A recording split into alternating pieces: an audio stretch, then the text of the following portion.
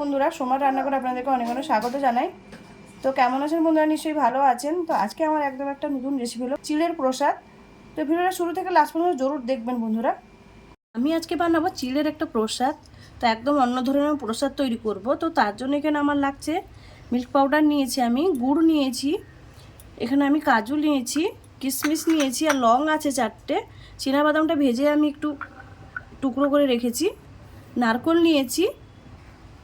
এখানে আমি চিড়েটা ভালো করে ধুয়ে পরিষ্কার করে 5 মিনিট আমি রেখে দিয়েছিলাম, এভাবে জল নিগড়েই রেখেছিলাম। কিন্তু এটা মোটা দানা আমি চিড়ে নিয়েছি।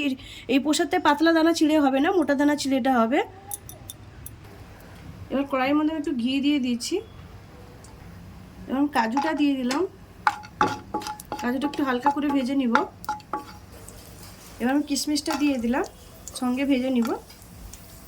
চিনাবাদামটা ভেজে রেখেছিলাম, হালকা খালি ঘিয়ের মধ্যে একটু নেড়ে নিব এইভাবে সঙ্গে। এটা ভাজা হয়ে গেছে, তো এটা আমি নামিয়ে নিচ্ছি।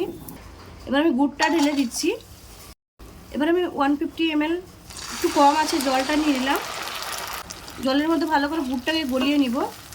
গুড়টা গলে গেছে, এটাকে আমি ছেনে নিব একটা ছাঁকনি দিয়ে। এর মধ্যে অনেক নোংরা থাকে, আখের গুড় এটা। তো আমি এটাকে ছেনে নিচ্ছি।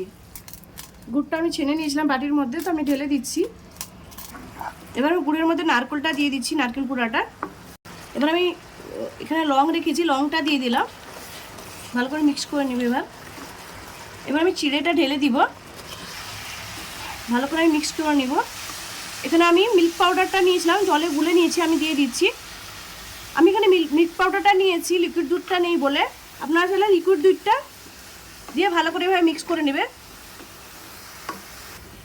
ভালো করে মিক্স করে নিচ্ছি। এখানে আমি ঘি দিয়ে দিব অল্প করে, 1 চামচ আমি ঘি দিয়ে দিলাম। ঘিটা দিয়ে ভালো করে মিক্স করে নিব। এবার কাজু কিশমিশ আর চিনাবাদামটা মিক্স করে দিলাম ভালো করে এভাবে। প্রসাদটা আমার রেডি হয়ে গেছে। দেখুন কত সুন্দর করে সিম্পলভাবে আমি প্রসাদটা তৈরি করলাম। তো এটাকে আমি ঢেলে নিচ্ছি। এবার আমি এখানে কিছু কিশমিশ আর কাজু তুলে রেখেছিলাম, এগুলো ভালো করে সাজিয়ে নিব। আমি খুব সুন্দর করে সাজিয়ে নিচ্ছি কলা পাতার মধ্যে প্রসাদটা। তো আমার এই প্রসাদের রেসিপিটা যদি ভালো লাগে, লাইক করুন, শেয়ার করুন, সাবস্ক্রাইব করুন আমাকে, আর কমেন্ট করে আমাকে জানান আমার এই প্রসাদের রেসিপিটা কেমন লাগলো। ধন্যবাদ বন্ধুরা, ভালো থাকেন।